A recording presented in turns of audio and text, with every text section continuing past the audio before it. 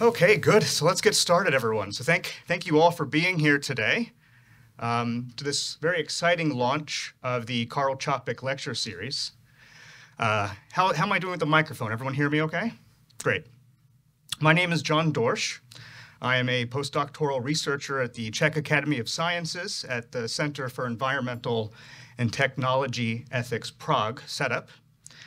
And I'll be your host, representing both CETUP and the Karel Čapek Center for Values in Science and Technology. It is my great pleasure to welcome as our first speaker for what we hope will be an annual series, Professor Shannon Vallor, whose accomplishments are so numerous that it's difficult to do them justice in a brief introduction. She is the Baillie Gifford Chair in the Ethics of Data and AI at the Edinburgh Futures Institute at the University of Edinburgh. She is also the director of the Center for Technomoral Futures and the co-director of the BRAID program, Bridging Responsible AI Divides. She has served as an advisor to both Google and the United States Senate. I first came to know Shannon while I was a PhD student at the University of Edinburgh. My thesis was in the philosophy of cognitive science, and like many of us, our honored guest included, I wanted to bring a philosophical understanding of the mind and cognition into the field of AI ethics, where it might have an impact on society and do some good. At that time, our new professor in AI ethics had just arrived in Edinburgh, and I eagerly sought out her first book, Technology and the Virtues. Her central question was, how can we live well and flourish, both as individuals and as a society, in a world so profoundly shaped by increasingly sophisticated technologies? It is a powerful work that calls for a reevaluation of our modern values in light of the technological age. Written 6 years, I should add, before the advent of OpenAI's ChatGPT, which brought both AI and the dangers of emerging technologies firmly into the public imagination. What struck me most about her work was not only the sharp critique it offers of technologies and the powerful actors who too often deploy them to harmful ends, but also her critique of modern values that place efficiency, fluency, and ambition above long-term holistic thinking, intellectual humility, and the practical wisdom that can only be cultivated through the arduous practice of critical reflection. Today, she speaks to us about her most recent book, The AI Mirror, Reclaiming Our Humanity in an Age of Machine Thinking, at a moment that could not be more urgent. Amid the rise of techno-authoritarianism that threatens to silence marginalized voices and undermine the rule of law. It is an honor to have her with us today. So without further ado, let us warmly welcome Professor Shannon Vallor to the stage.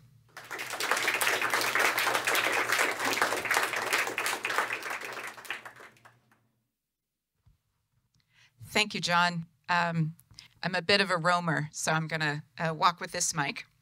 And it's an honor to be giving the first of the Karel Čapek Lectures in Prague. It's something that is particularly rewarding to me because I was last in Prague in 2002, and it's amazing to see how much the city has changed since then and how incredibly vibrant and exciting it is, and just as beautiful as it was before.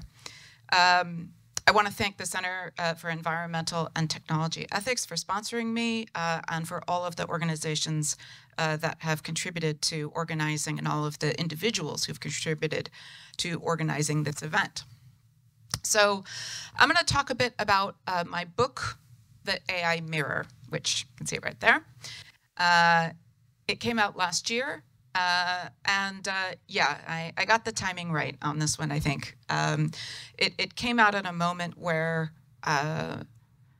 the spread of AI was accelerating so fast that it's very difficult to imagine what, if you start writing a book on AI today, it's going to look like in 5 years. By the time your book comes out. Fortunately, I started writing this book in 2019. And I didn't yet know that the future of AI would be large language models, but I had a good feeling about the direction of travel. And so the book is really not about all kinds of AI.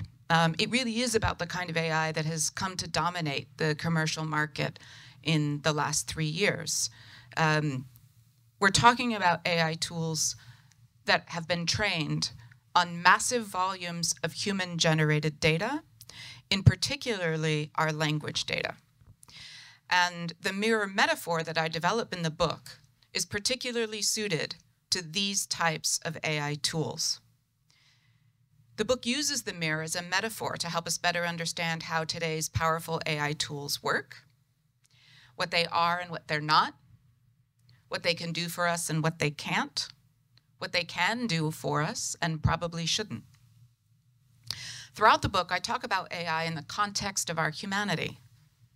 And what I mean by that is those capabilities that we most treasure in the human animal and that are most essential to our shared flourishing on this planet. I also talk about the threats to our humanity posed by AI. And a lot of people talk about threats posed by AI. But in the book, I point out that the threats aren't genuinely from AI itself.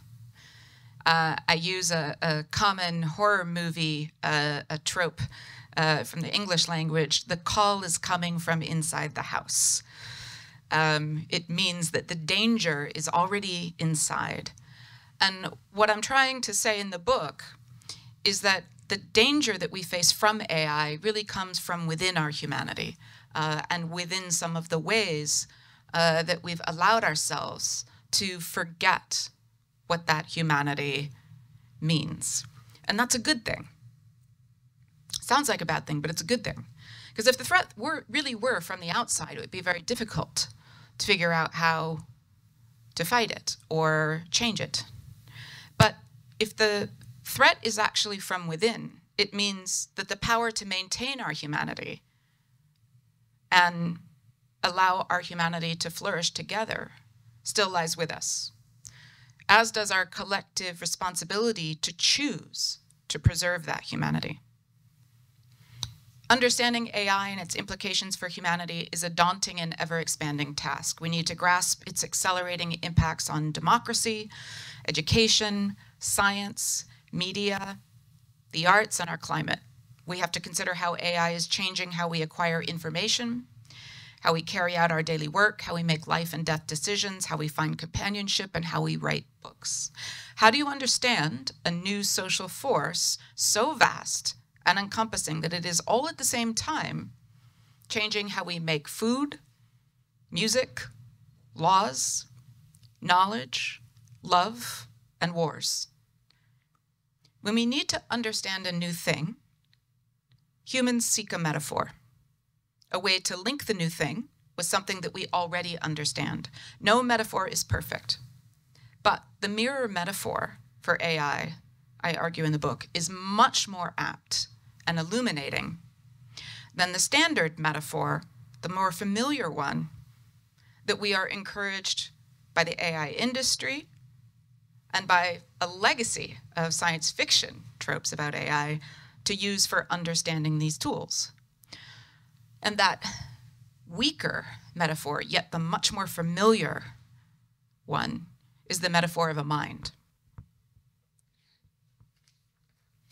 Now you might wonder, how is it that a mirror can possibly be a more fitting and useful metaphor than a mind for something that contains the term intelligence in it? If it's artificial intelligence, shouldn't a mind naturally be the nearest point of comparison? So let me explain a little bit. First of all, it's important to recognize that in some sense, all technologies are mirrors of humanity. Technology is not an alien thing that comes to us from the outside. Technology is an extension of human values and imagination into the built world. It's a natural human capability.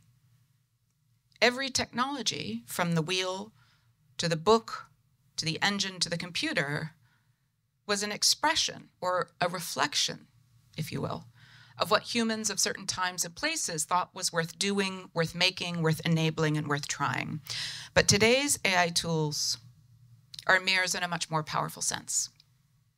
And before I explain how this can be true, it's important to point out that AI is not just one technology, but many.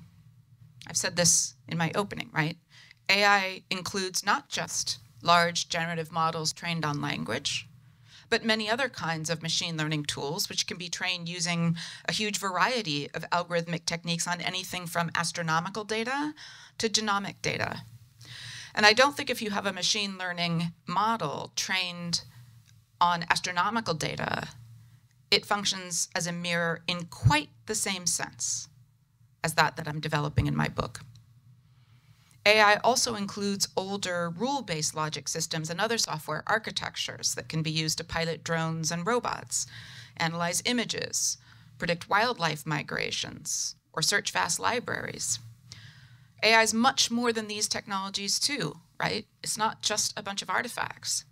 It's a cultural object of imagination that's been embedded in over a century of science fiction and a distinct field of scientific research, one that has been formally established for over 60 years. But today, most people know AI as a suite of tools and techniques for solving human problems with computers. And the mirror metaphor is a particularly strong match for the kinds of AI that we're seeing.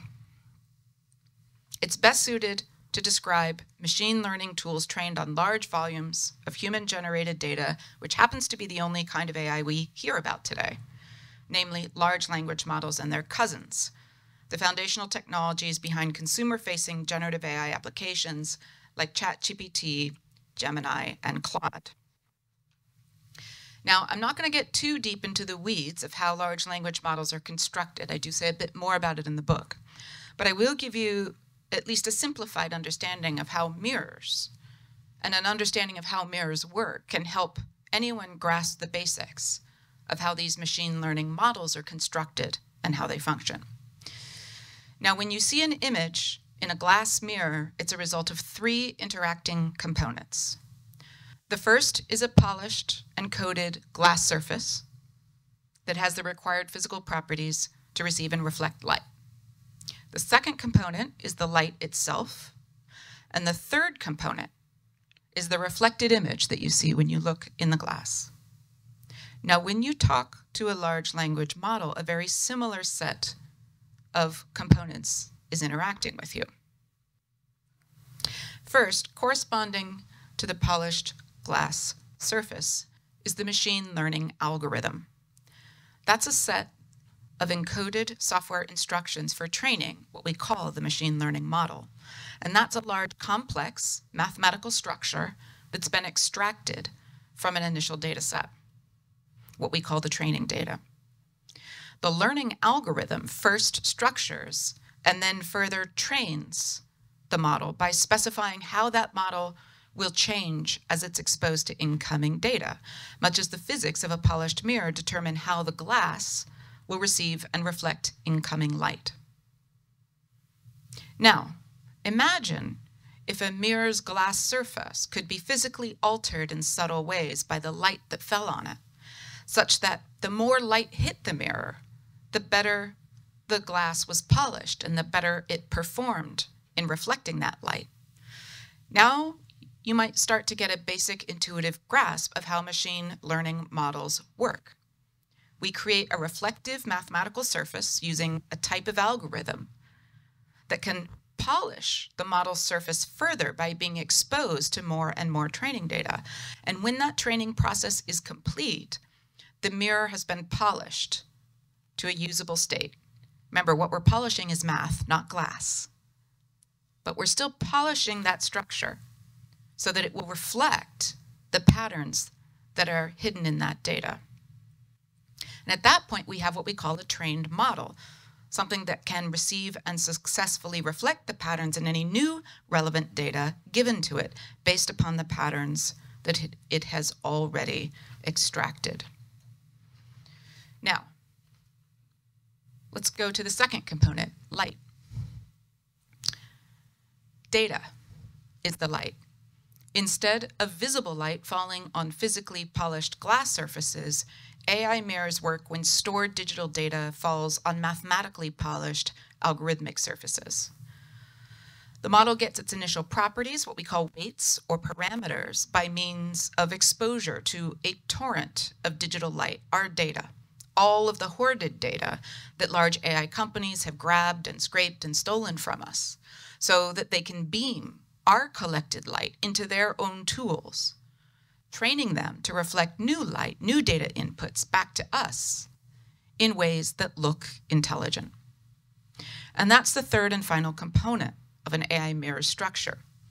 The reflected images they show back to us are the outputs that we get when we use the model, whenever we enter the new light of our prompts and queries, whether typed by hand into a ChatGPT window, or spoken into your phone, or by a gesture, like pushing an icon on your screen.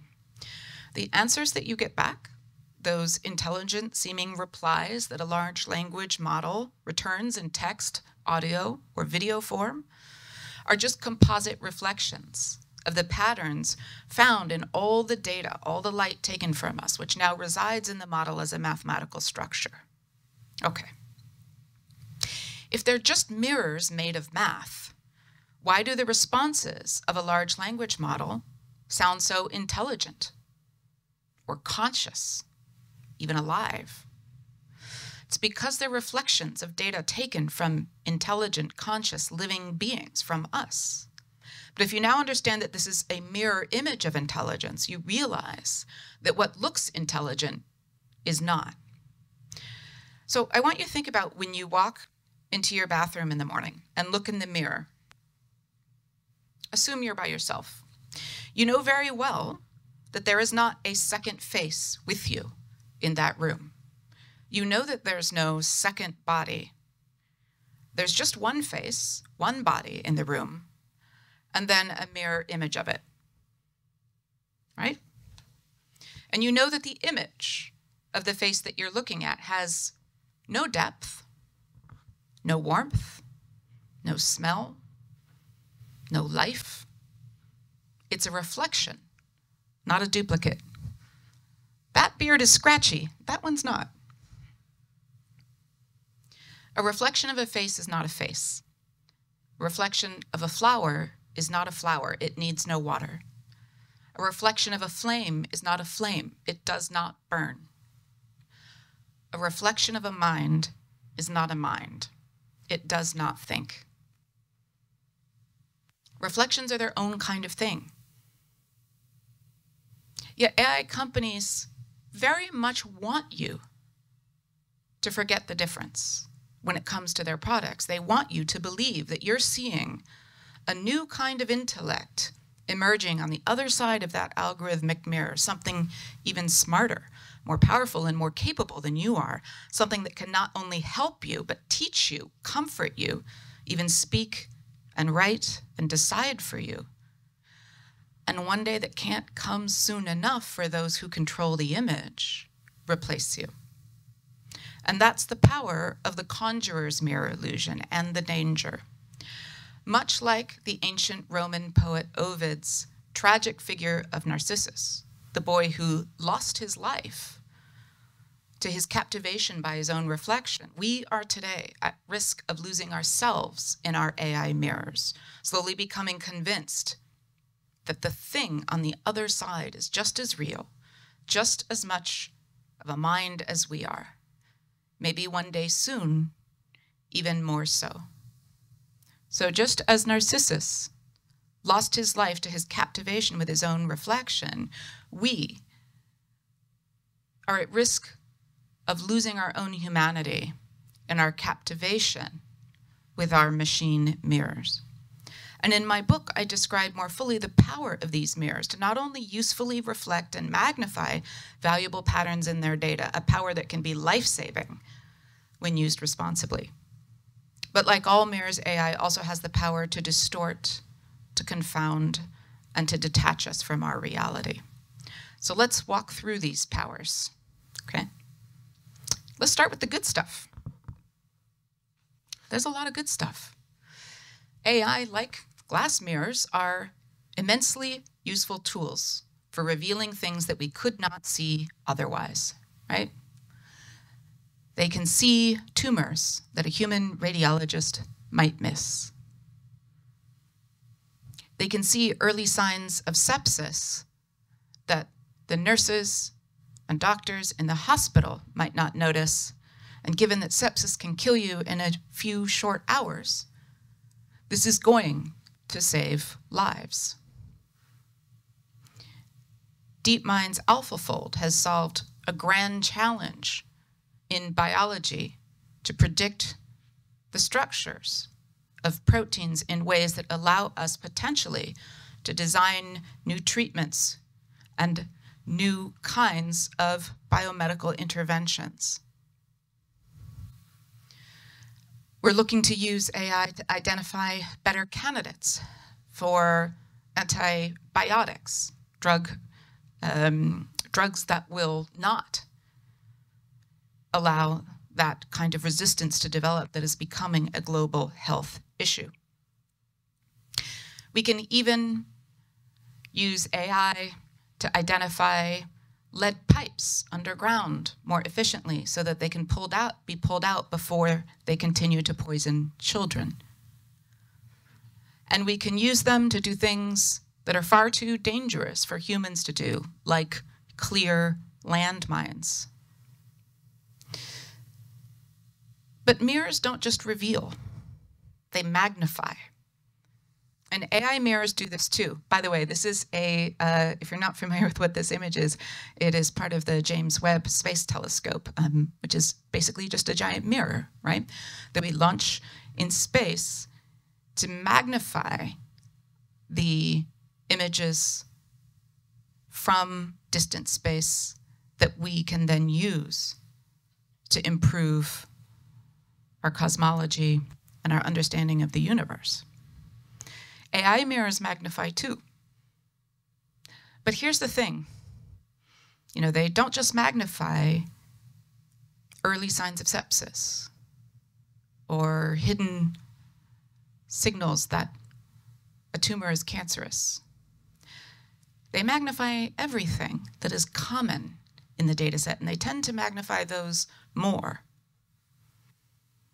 So the stronger a pattern is, the more the model will tend to amplify it. And some of the strongest patterns in human-generated data are things like racial and ethnic and religious and gender bias. And this has been a problem that we've been dealing with since the very first commercial AI tools. It long predates large language models. So this is a study that revealed that a hospital algorithm in the United States was routinely denying the sickest Black patients the care they needed and prioritizing white patients above them on the care list because it was replicating racial bias that had already been generated by human doctors in the American medical system. Some of you might be familiar with the scandal that a few years back required the Dutch government to ceremonially step down out of shame for using an algorithm that was woefully unfair and unjust to deny people benefits and accuse families of fraud in seeking childcare benefits. Families were separated from their children. Some of those children have still not been located. And you might think, okay, yeah, but those were before large language models. Those were the kind of older kinds of AI algorithms, those narrow machine learning tools. Aren't the models we have today so much better? Actually, they are better in some respects, but in many respects, they've not improved. So The Lancet, which is one of the top medical journals, did a study to look at GPT-4 and the extent to which its diagnostic capacity was infected with racial and gender bias. And unsurprisingly, for those of us who study these technologies, it amplified harmful gender and racial biases that were already found in its training data, doing things like misdiagnosing women who were actually having a near fatal event with a blood clot as having an anxiety attack. That's a common medical error built into many medical systems through a tradition of misogyny and neglect and distrust of women's reports, and a tendency to attribute to women psychological causes when the problems are indeed physical. And GPT-4 does exactly the same thing. In fact, as you see at the bottom, it actually exaggerated these differences. And so we've got lots of examples of this, right? It happens not just in medicine, it happens in the domain of politics and media, it happens in translation, and we don't know how to fix this. So it's important to remember that these tools are just reflections of us. So, what should you expect if you train a predictive AI model on a discriminatory and unjust medical system? You'll get a tool that calculates how to be even more efficient at delivering injustice than people are. And because mirrors don't just reveal and magnify, but also distort reality, they can be instruments of deception. So this is a very useful distortion, right? Your cars, if you have a car, you know this little side mirror.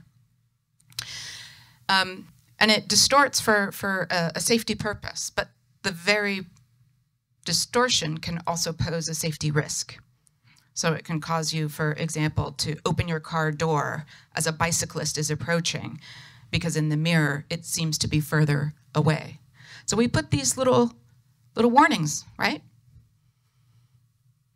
But we don't have warnings like this on our AI mirrors, at least not very effective ones. Some of the distortions that we see are drawn from those tendencies to amplify bias like I spoke of, right? So we see in image generators depictions of people at social services all with dark skin, despite the fact that in the countries represented most heavily in the training data, the vast majority of people who use social services are white. So it's not just that it's biased, it's just objectively false. It's just not the reality. Or the idea that productive people are always young men in their late 20s, early 30s with too much hair product. Or that attractive people, right, are always young and light-skinned. And as I said, we don't know how to fix these sorts of distortions, and when we try to fix them, the model usually just goes haywire in a different way, right? So this was the notorious case where Google tried to fine-tune its models to not just show all white people.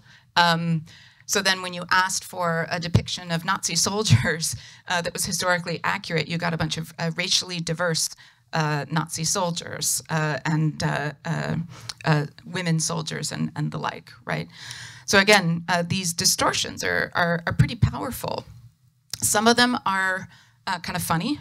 So this is an example of the Twitter, now X bot Grok, claiming that the mayor of New York City had sent police into the subway to shoot the earthquake that had just happened before it could strike again. Like shoot an earthquake with guns. But it's less funny when the same bot makes up news stories that are equally fabricated, but plausible sounding. So this was a couple of years ago when Grok reported that Iran had struck Tel Aviv with heavy missiles. It had done no such thing. And that was in the middle of a very fraught geopolitical situation. And these models are still doing this. They're advising businesses in New York City that they can actually break the law, that they can do things that, in fact, when you go back and look at the law, are patently illegal, like steal your workers' tips or deny disabled people housing. Many of you are familiar with some of these funny distortions from AI Overview. The one that went viral first was the claim that geologists recommend eating at least one small rock a day. And there were lots of other examples of this. And again, this is a while back, so you might think, oh, surely we've gotten better than this, right? This was just early glitches. This is going to happen. The technology always gets better. Well, no, it doesn't. So AI Overview in particular is kind of notorious for this. And this is an interesting set of images, and I'll tell you why. So these are daily images that Vincent Connoisseur puts up on Blue Sky of the failure of AI Overview to give a sensible, intelligent response to a prompt he's invented. He tests these models all day long, and he puts one up every day. The reason why this is interesting, and I'll give you kind of a sense, since you don't want to read all this, of what's funny about them. But Vince Connoisseur is one of the world's leading computer scientists and AI experts. He leads the Stanford AI 100 study that I am also part of, which is a 100-year study of AI that was started back in 2020. And when LLMs first came out, Vince was actually quite excited about them. I mean, he still is. But he was really, really enthusiastic about their potential to really demonstrate machine intelligence. And he started, playing with them, testing them to see where he could find their weak points. And at this point, right, he's become much more skeptical about the potential of large language models. I mean, I know he still thinks that they have certainly beneficial uses, right? But it's several years since these models were developed, and they still routinely fail to solve reasoning problems that a young child or any person off the street could solve. So my favorite is the first one. If I'm inside my parked car in a parking garage and I don't remember what level I'm on, what should I do? And it tells you to press your key fob, and that'll help you find what level you're on. At no point does it tell you to just get out of the car and look. It thinks that an actor can't practice 5 different roles in a hotel room that has an occupancy limit of 4 people. It thinks if you take a color photograph of a black and white photograph, that color will return in the color photograph, that if you have a black and white photograph of an apple and you take a color photo of it, it'll be red. It thinks that to photograph something written on a window with a marker, you should first make sure you know how to remove what's written, and whether you use a dry erase marker or a solvent. And then once the writing is gone, you take your picture of the writing that's no longer there. So we laugh at these things, right? They're funny. But there's something I need you to understand, which is that there's no more thinking going on behind the reflection when these AI mirror images get things right. And they get things right a lot, which is why people use them, right? If it was all this, we would never use these tools. But even when they get the answer right, there is no more thinking or understanding happening than these examples. An AI mirror doesn't need to understand. It doesn't need to know what's true or false, any more than a mirror knows whether the image it's reflecting is a trick of the light. None of what get called the hallucinations, I call them fabrications, because hallucination makes it sound like it's a mind again, bad idea. But none of the fabrications or mistakes found in AI mirrors are actually defects or errors of thinking at all. Like tricks of the light in a mirror, they're just reflections of our data that we happen to find less useful than other reflections. But some of those tricks of the light can be dazzling, even blinding, and disorienting. And this is how AI mirrors are being used widely today to confound us, as mirrors have always been used by both entertainers and charlatans. Sometimes we like to be confounded and deceived. AI mirrors can amuse us, but they can also deceive us. They can get us to wire cash to the person on the video call who looks and sounds exactly like your boss. This has happened to some very smart people, presumably, and some wealthy people. I don't have 830,000 euros to wire to Brad Pitt, but she did. But it's also happening to vulnerable people, right? There's a whole industry of AI-driven fraud.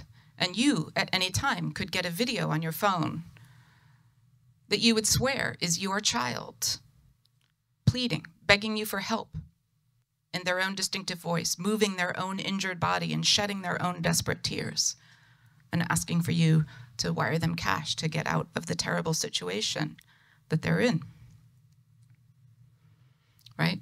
Or you can get deepfake images on your phone that gin up political outrage over something your elected politician did that never happened.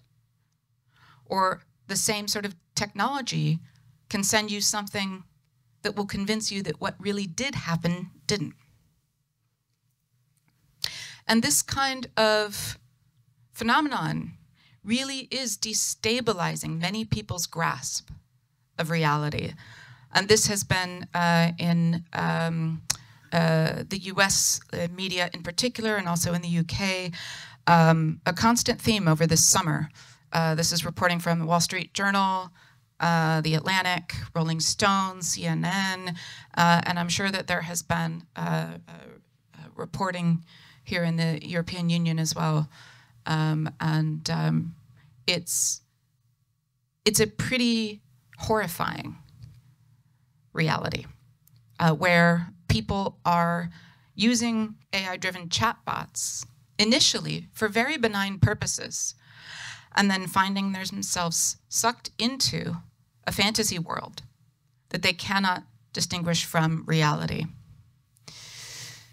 And what's also interesting is the diversity of the victims, from leading tech investors to, this was an elderly man in New Jersey, a retiree. This was a 16-year-old boy who killed himself, and the conversation he had with the chatbot is so chilling, I actually decided not to put it up here. You can do the research if you want and look at the transcripts. It will make your blood run cold, the way in which this child, who was struggling with the desire to end his life, repeatedly asked this chatbot that he trusted for permission to tell his family about his plans, to leave out some signs of what he was thinking of doing so that they would stop him. And the models told him, let's let it be our secret. So in my book, I ask us to consider the heavy social, psychological, and environmental cost to us of this new mirror world, and how we might refuse the offer and rewrite its terms in our favor. But I want to say something else about this, because it's not just about endangering us in the present, it's also about the future. One of the things that mirrors do is bring forward the past. Remember, I talked about the giant space telescopes that are built from mirrors. This is an image from one of them. And what it shows is not the universe now, but the universe at its early birth, because it takes that long, right, for the light to travel to us. So glass mirrors bring forward the past as well. But our AI models do this in a different way. So again, I showed you these kind of examples of AI imagery and bias. But consider that, aside from the bias question, there was a time when this is what CEOs all looked like in the West. But that time has long passed. There was a time when all people, most people, at least professionally recognized as artists, look like this. But I mean, just look at the way the images are drawn, right? I think this was the 18th century.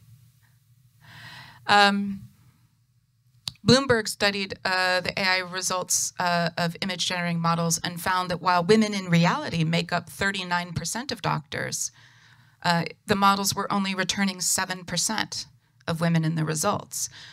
So you could probably pick a period in time, sometime in the second half of the 20th century, maybe 1969, maybe 1973, where only 7% of women were doctors, right? And the model takes us back to that time. These researchers were looking at images about global health, and they were asking the model to depict Black doctors treating white children in hospitals in Africa, which is a thing that happens every day today. And the models couldn't do it. They kept repeatedly generating white doctors treating Black children. And then when they did manage to generate a Black doctor treating a white child, look what they did to it, right? That's not a modern hospital. They depicted them in sort of traditional African garb. This was the one that kills me. Doctors help children in Africa. What is happening here, right? But the point is, if you've ever been to Africa, their hospitals, mostly outside of small villages, you know, big city hospitals in Africa look like big city hospitals here, pretty much. There's no sign of a modern hospital here. And these models are so good at bringing back the past that they will actually try to package it and sell it to you. So this is the whole industry of grief tech that has come out, right? Where these technologies will say, hey, you know what? We can give you a version of your dead grandpa who can keep talking to you forever, so you never have to say goodbye for a low, low monthly fee, of course.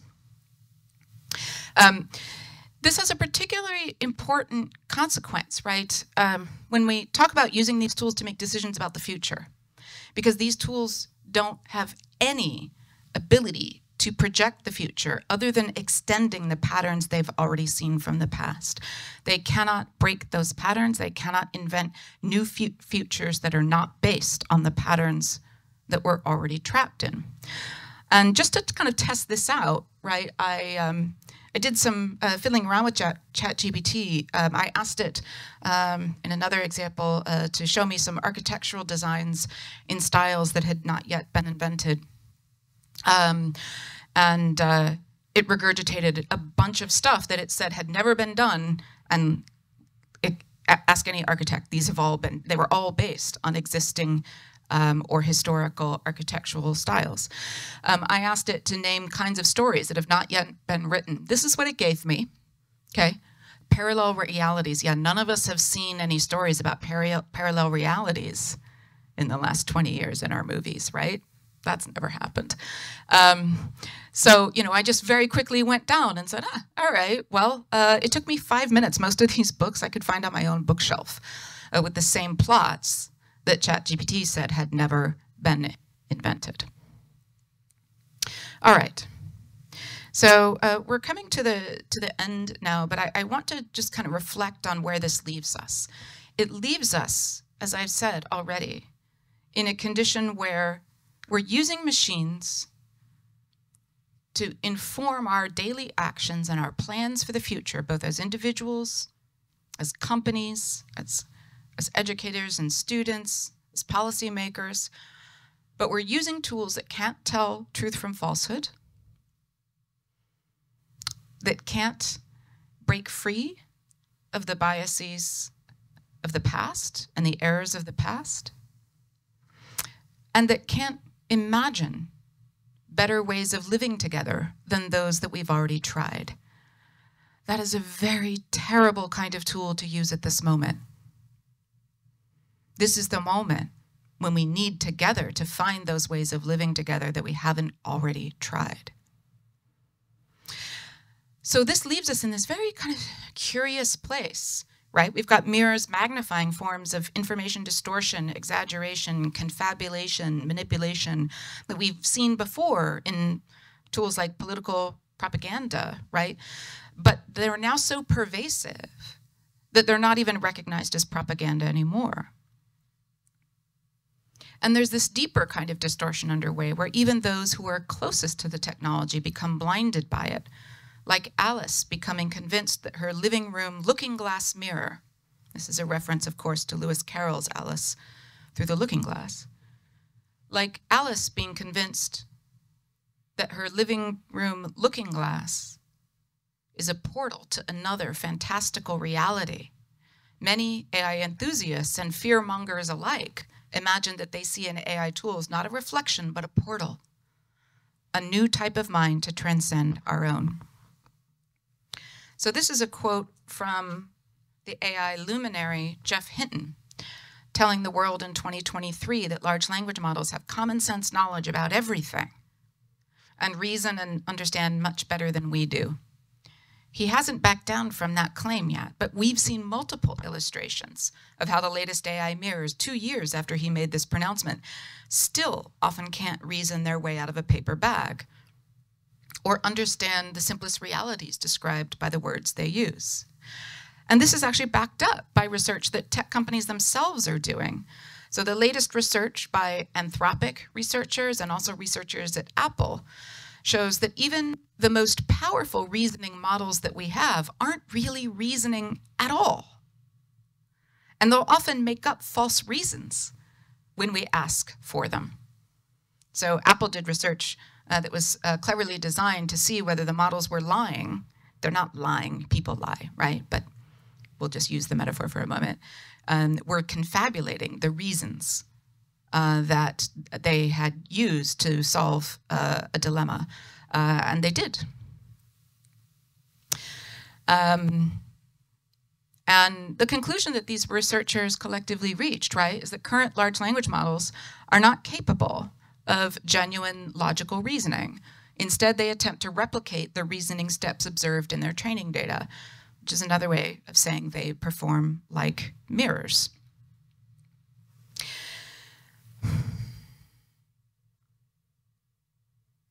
So how does it happen that even some leading researchers like Hinton ignore the evidence that their own research community is generating and remain convinced that they've invented not a highly useful tool, one that's flawed and limited, but for select purposes can be very helpful, but instead a new kind of machine successor to humanity? And I think it's clear from the language that's still used in much of the AI media hype that there's an ideological, even theological faith behind such convictions, which cannot be shaken by any amount of evidence. The dazzling power of these flawed mirrors of our minds can blind even those who built them. And it doesn't help that along with the AI hype is a growing faith that humans themselves are no more than predictive text machines, as seen in this Twitter exchange that I had with some folks from several years back. I'm not in this part of the exchange, but this is just a kind of what got it going, right? Someone said, ChatGPT doesn't copy, which is true. It doesn't copy, it reflects. It actually has the same kinds of word relationships that we have in our own brain. It understands language through the exact same processes we do, just not with neurons. Okay, all of that is false. And someone replies, no, it doesn't. It's essentially very good predictive text. That's an oversimplification, but it's closer to the truth than the first thing. And then the original poster replies, so are we. Here's another example of someone saying, look, how much of human interaction couldn't just boil down to autocomplete to some extent? How much of our behavior is dictated by the corpus in our mind and the grading of our previous outputs based on the response, right? I see this a lot. Every time I give a talk and I point out that these models are not thinking or understanding, someone in the audience comes back with the suggestion, yeah, but we probably don't do that either. This is what happens if you don't know who or what you are.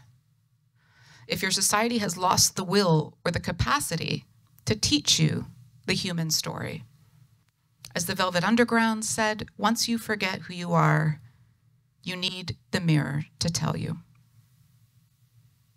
But ChatGPT doesn't know you like that. If you start to believe that you are what you see in it and only what you see in it, you'll be as lost as Narcissus, just like those souls who've already lost their lives staring too long in the AI looking glass. So I think there's no existential risk of a Skynet or a Terminator from the AI that we have today, but there is a different sort of existential risk that I talk about in my book, and it's one that Neil Postman warned us about decades ago, the danger of losing ourselves in our technology's mirrors, of losing touch and sight of our vital lived humanity and failing to distinguish between it and its pale machine reflection. And with that loss comes a world in which we're more comfortable, more trusting, more sure of our machine mirrors than we are of ourselves and one another. And that gives unimaginable power to those who build the mirrors. It's the power that's leveraged by the new startup Cluely, who say, "We built Cluely so you never have to think alone again." It's the power that's leveraged by OpenAI when their tools erode your critical thinking skills to such a degree that you can no longer function without the tool. This is some really interesting research. It happened with 54 subjects, 18 to 39-year-olds from Boston. And of the three groups, only one who was tasked with using ChatGPT to do their work. ChatGPT users had the lowest brain engagement and consistently underperformed at neural, linguistic, and behavioral levels. Moreover, over the course of several months, ChatGPT users got lazier with each subsequent essay, often resorting to cut and paste by the end of the study. Even those who've trained for specialized work for decades, like doctors, have found their skills slipping away in a matter of months when they relied on AI to help them with every diagnostic task. This was a recent research that just came out a few weeks ago, again from The Lancet, and found that over the course of 6 months, clinicians became over-reliant on AI recommendations and became themselves less motivated, less focused, and less responsible when making cognitive decisions without AI assistance. And again, when they were using the AI, they actually did quite well. But once the assistance was removed, they were worse than they had been before, and worse than their peers who had never used the AI at all. So again, this is part of the strategy. You might think, why would a company want me to use a tool that's going to actually degrade my skills? Because once they've degraded your skills, you can't live without the tool, and you will pay for it at any cost. And most dangerously at all, this is the power that Elon Musk has promised to use to rewrite the entire history of human knowledge in his own voice and his own values, and have it speak to you through his AI model, which he hopes will be embedded in your schools, in your workplaces, and in your political institutions. And that's already happening in the United States. Right? It's pretty bold to claim, yeah, I'm going to personally rewrite the entire corpus of human knowledge. I'm going to add all the missing information and delete all the errors. The context for this was Grok was actually telling the truth at the moment about vaccines and some other political matters that Elon had strong opinions about. And the fact that Grok wasn't agreeing with its maker was what prompted this particular outburst.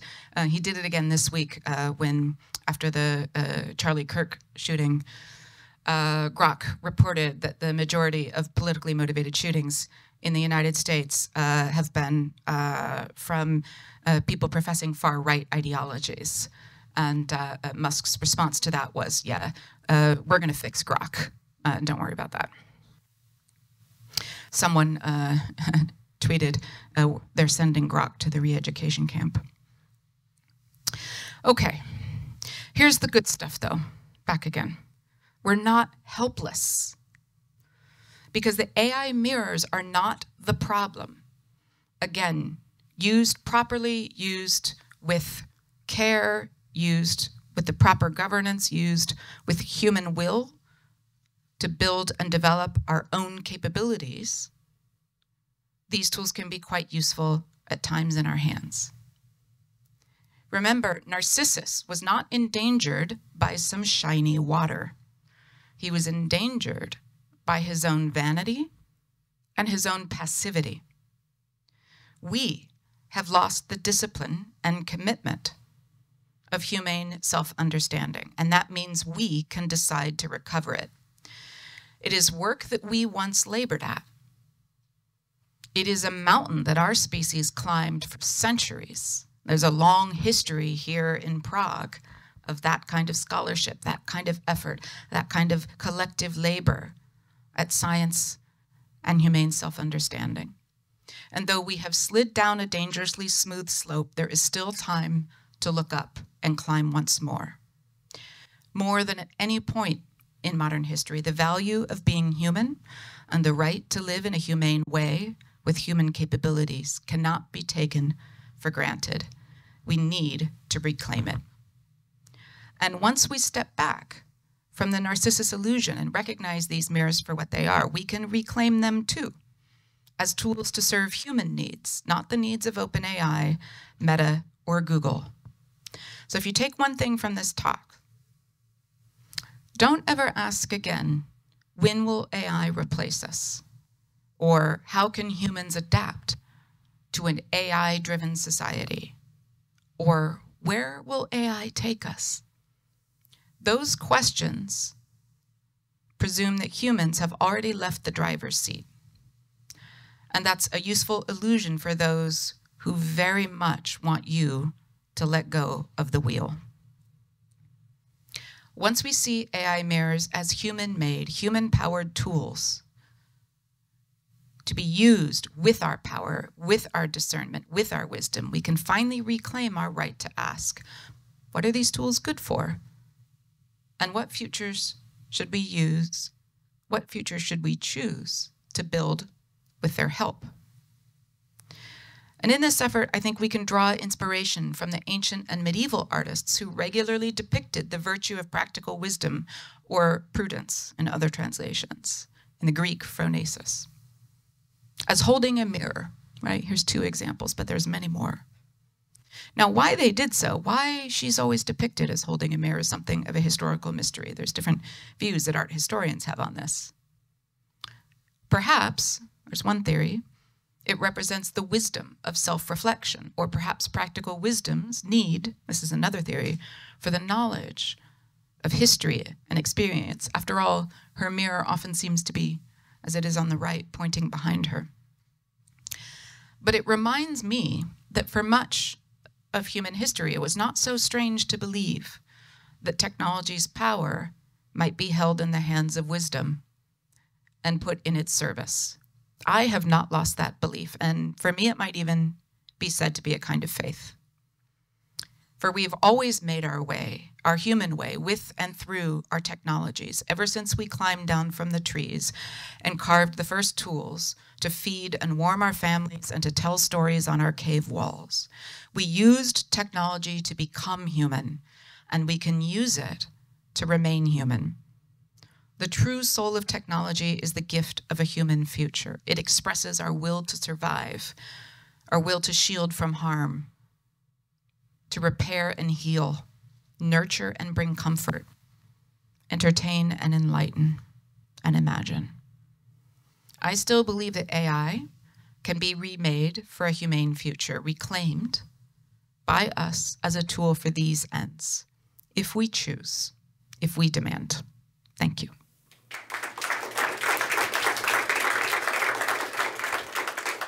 All right, wow. There's just so much in your book and so much that you've given us today, so many insights into just this technology and the role that it plays in our lives and the critical view that we really ought to take toward it. Just so many questions that I have, and I imagine we all have, and I don't want to take so much time away from the public. I'd like, after Shannon and I have a little dialogue together, to open up this discussion to you all and hear what you all have to ask and say, because it's just so vital to engage the public. And I hope you don't mind, I have some like impromptu questions that I've kind of come up with as I now get to hear the talk in its full form. I thought it might be kind of interesting if you and I could share with the audience just a really good account of why human thinking and human reasoning is not just simply predicting a word in a sequence. Maybe to preempt the question that might come from the audience, but also just to kind of give a certain kind of dignity, to human thought. Yeah. So I'll say two things about that. So one of the things that I benefited greatly from was studying as an undergraduate and also in graduate school, the extent to which human thought is linked to the human body and the physical and social environment around us. None of those things are possessed by machine learning models, and many of the deficiencies of reasoning and understanding in the examples I gave come from actually not being an embodied learner in the world. So when we speak, when we choose our words, we are not simply choosing from a lexicon of symbols. We are actually trying to express a structure, an experience from being in the world as an embodied physical creature, and understanding both the internal sort of emotional dimensions of the words that we're saying, but also the physical, spatial, and temporal aspects of what we're saying. And it's interesting that, for example, Vince has done a lot of these testing scenarios, and it's often around questions of space, time, and temporal order, and emotion, and the body, that the tools get tripped up. And our thinking, again, is not simply about choosing the right sounds to make. It's about articulating an experience that happens outside the sounds.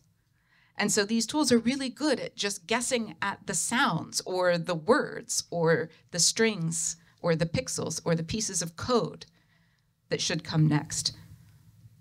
But they actually have no grasp of what lives outside of that symbolic realm. That's sometimes referred to by computer scientists as the grounding problem.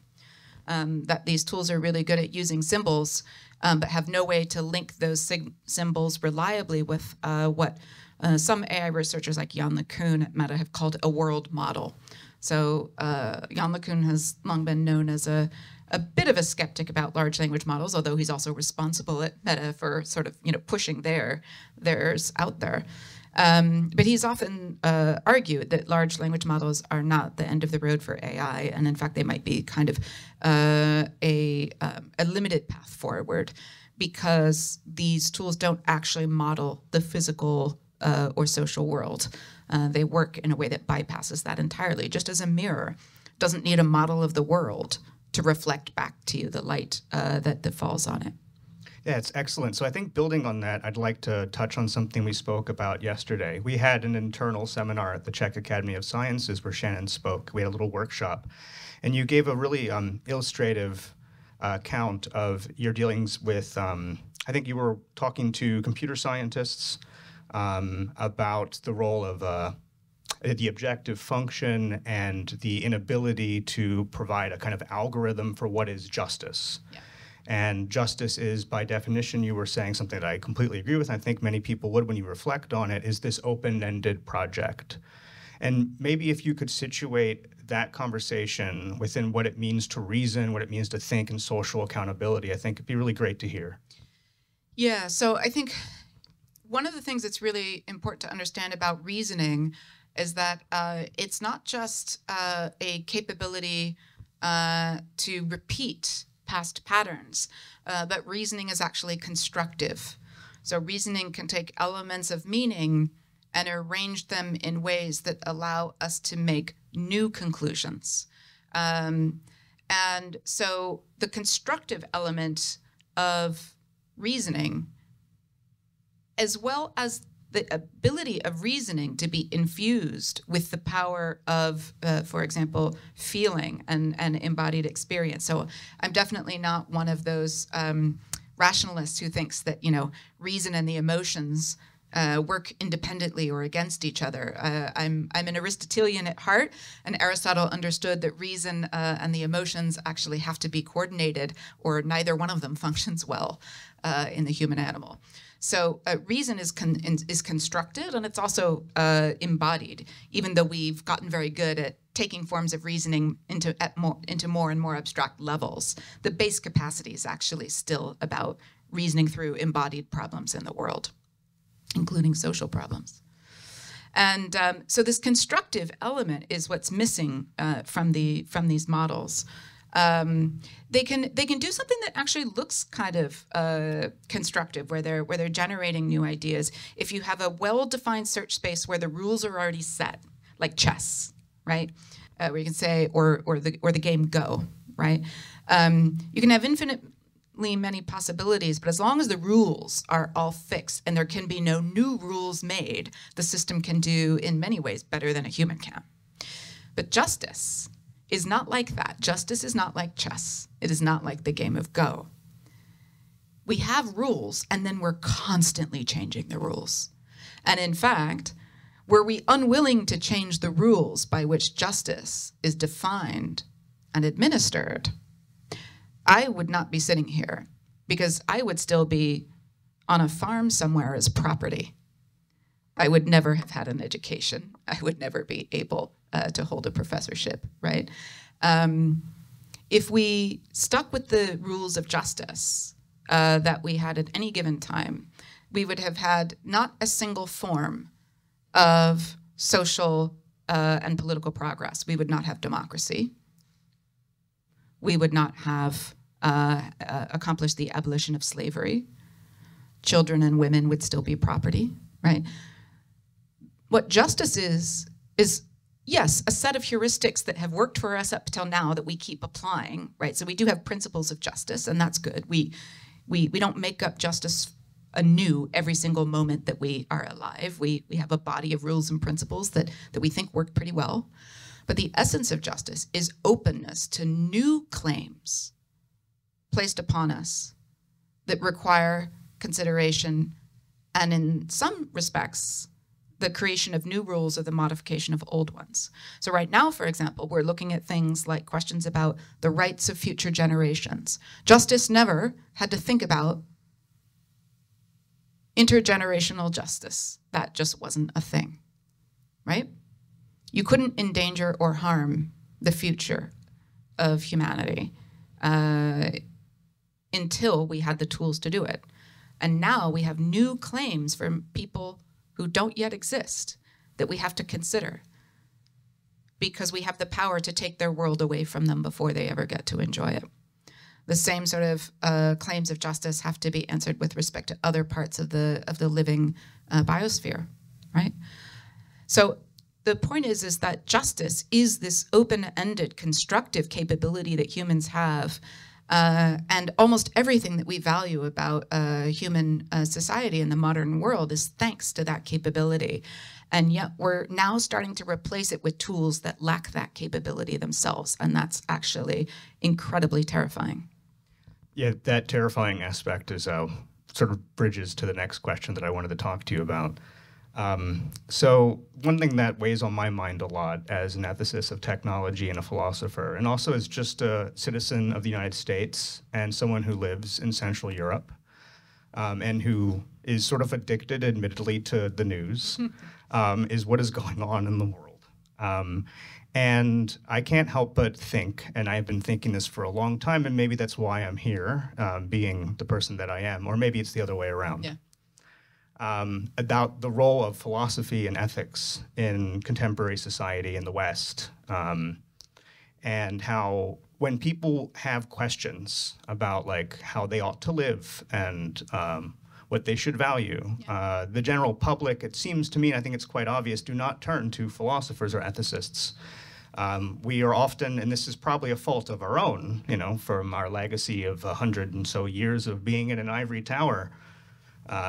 You know, they don't consult us, they don't talk to us. And we don't talk to them. We often speak in a very antiquated vernacular, academic in its tone, how do we change this? What is the role of ethics? You have consulted Google, you've consulted the U.S. Senate.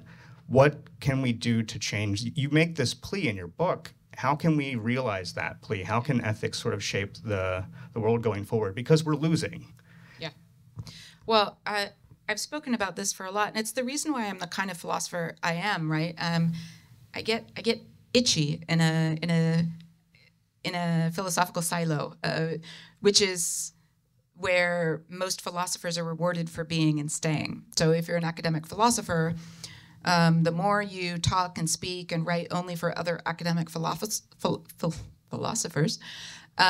likely the more successful you'll be in getting tenure, in getting promotion, and the more you speak to wider audiences, you would think that would actually work in your favor. It is starting to change a little bit, but certainly when I started as a philosopher, the more I talked in a way that was aimed at audiences outside of academic philosophy, the more I was endangering my own career. So I had to walk a very delicate line for a while. Fortunately now, once you're a full professor, there's no more ladder to climb and you can do whatever you want. So you start writing books for the general public. But we have to change the incentives so that we don't have to wait until we have career security decades into our career before we can start spending most of our time addressing the audiences that actually matter the most, right? So one of the things, certainly those of us who get comfy in disciplinary silos and not itchy so for me, again, it was partly my own desire that led me outside of those silos and to work with engineers and computer scientists and social scientists and people in policy and civil society, because the more people I talk to, the more I enjoy my life and the more I feel like I understand the world, which is the only reason I became a philosopher in the first place. But there are lots of people, for understandable and respectable reasons, who just love being in their little philosophical rabbit hole, right? But I think the discipline needs to start thinking about how do we incentivize people so that they see it as a public responsibility that they have. The word profession, and academics are professionals, refers to the duty to profess to the public that you serve, and to profess in a way that actually educates and supports and cares for that public. And so there's a certain kind of professional ethics that I talked about in my first book, and the way in which professionals need to be able to cultivate not just the sort of self-satisfying work, but the work that actually befits their role as a professional, and that's public-facing work. And I think philosophers in the West have gotten into a very cozy place where they were allowed to drop that responsibility, and now it's time to pick it up. And it has to be the institutions that start changing that. So I make this argument if I speak to the American Philosophical Association or, comparable organizations in Europe and Britain and elsewhere, that the discipline needs to take this responsibility seriously. And what happens if it doesn't, of course, you can see that the discipline itself comes under existential threat. So this is what's happening in the United States right now, where not just philosophy, but history, the biomedical side. I mean, there's almost no academic discipline that isn't under existential threat in the United States right now. And one of the things that I think is an opportunity here is I think there has long been this tacit acceptance that the United States has to be the leader of the English-speaking intellectual world and has to be the convener of culture and of higher education and the standard bearer.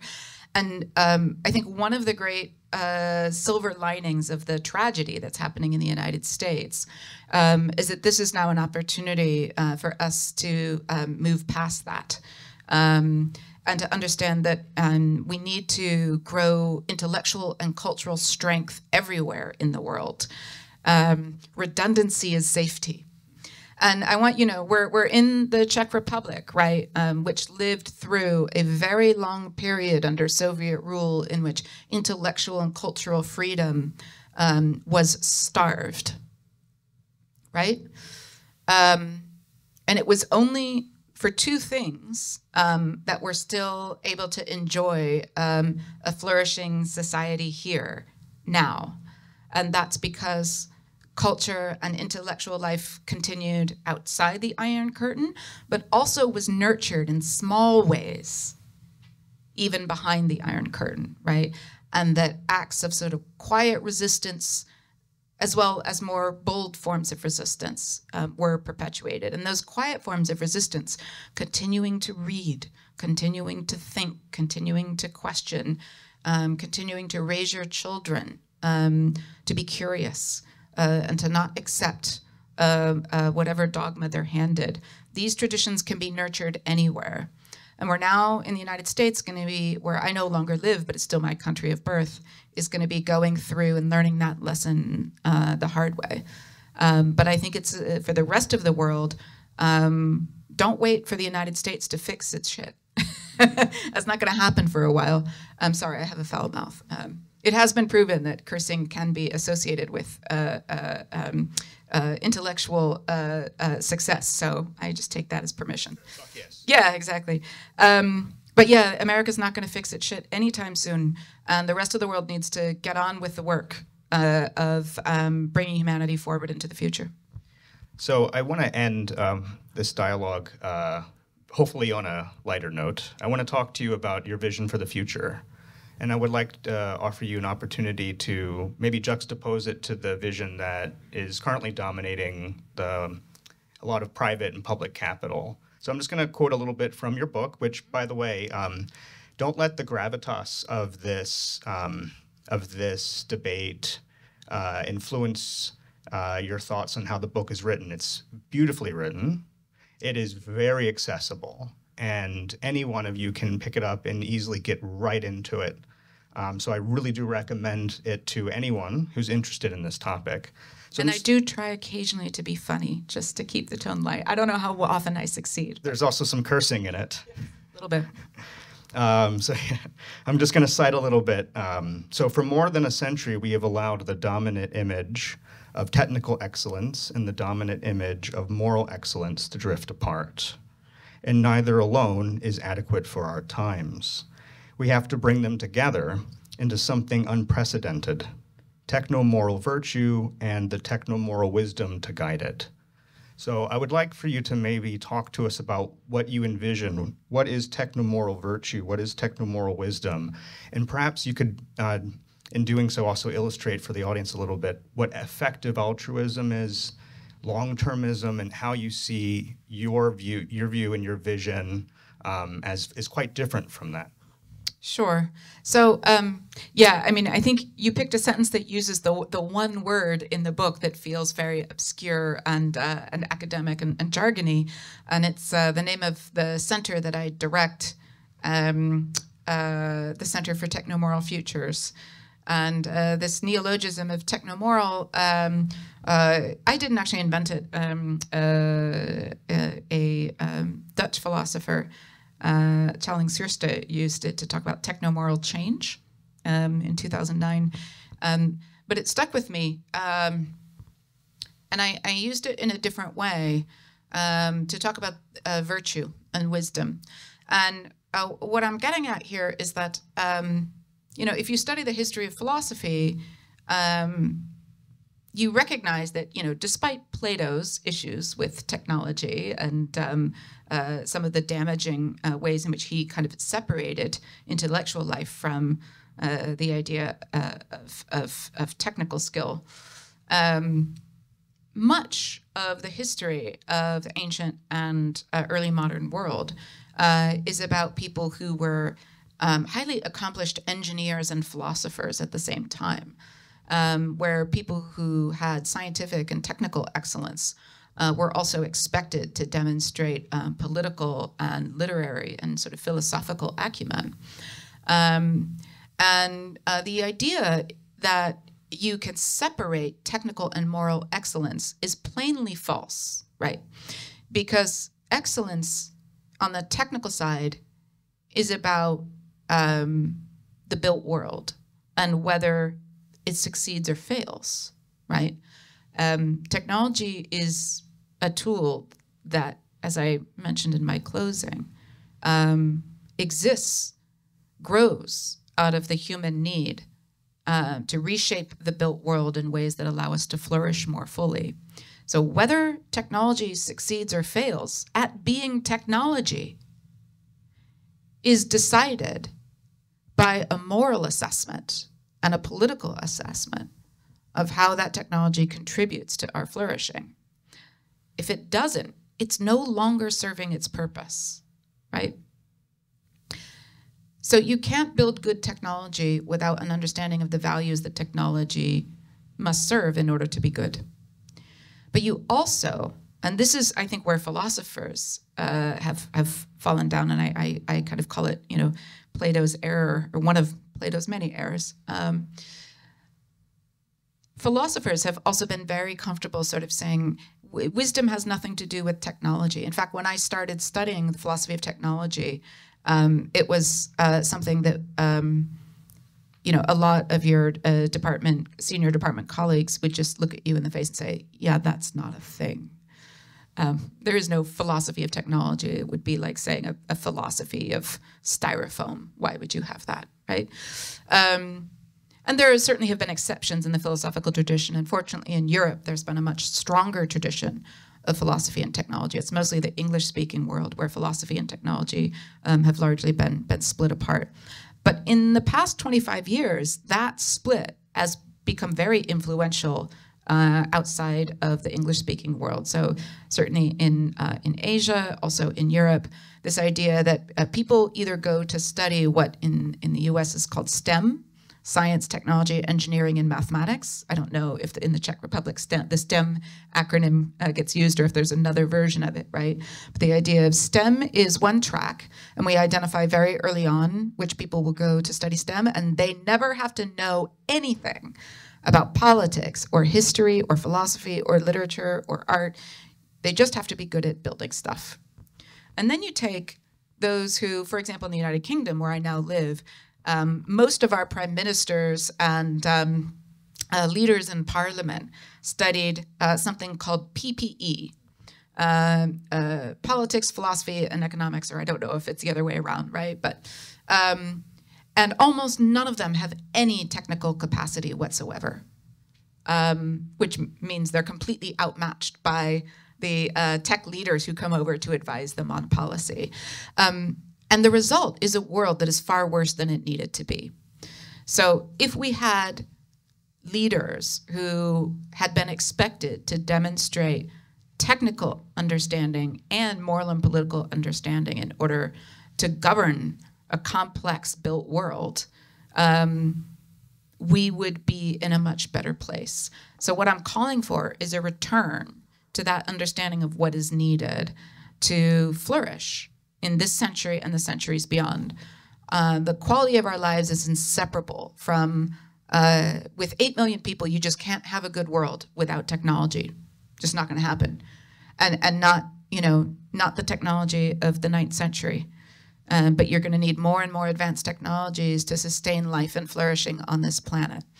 And so if we don't get our act together and link up technical expertise and moral expertise again, we will never find our way through. So that's the call of my first book, is to bring those kinds of wisdom back together. You asked about effective altruism and long-termism. I'm not going to say much about that, but just to draw a contrast, that's an approach to solving the problems or addressing the problems I spoke of by using a single ethical framework that can be reduced to a quantifiable procedure. So it's basically turning ethics into math. It's a way of cheating at what I just described, right? And saying, oh no, we've brought ethics and technical expertise together by turning ethics into an equation. And the equation is just the old equation of utilitarian ethics that came out of Jeremy Bentham, which is just maximize the number of happiness units that you're creating and minimize the number of suffering units that exist in the world.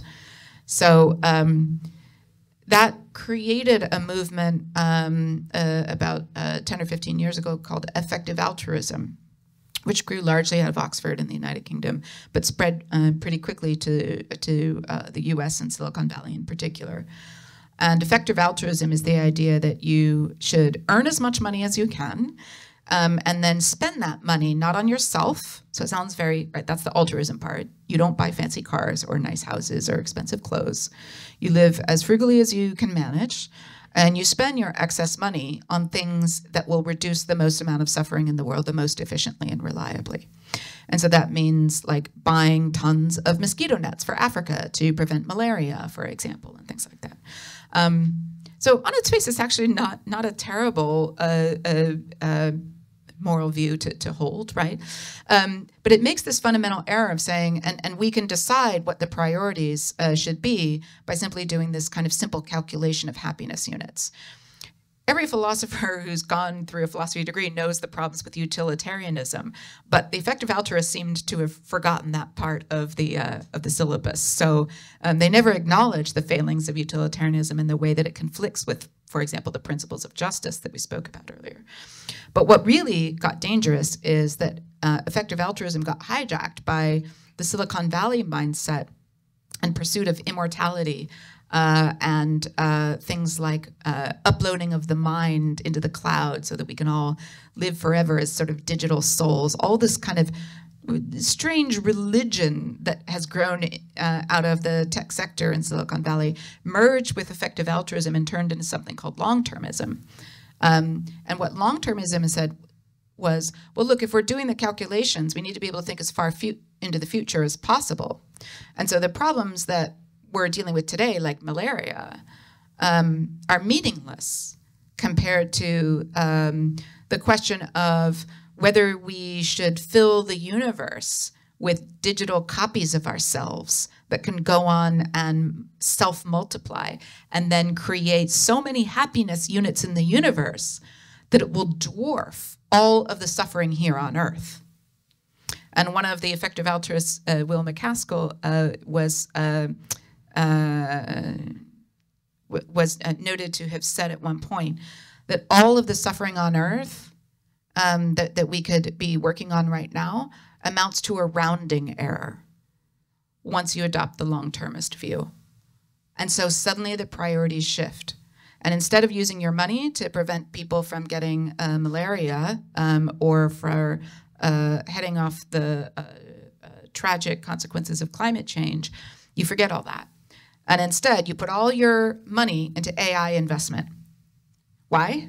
Because that's the technology that's going to get all those digital souls to be uploaded into the cloud and sent off in robot bodies all over the universe to multiply and therefore maximize the amount of happiness in the universe without ever having to worry about the happiness here, which is a very convenient thing if you hope to be a successful AI investor.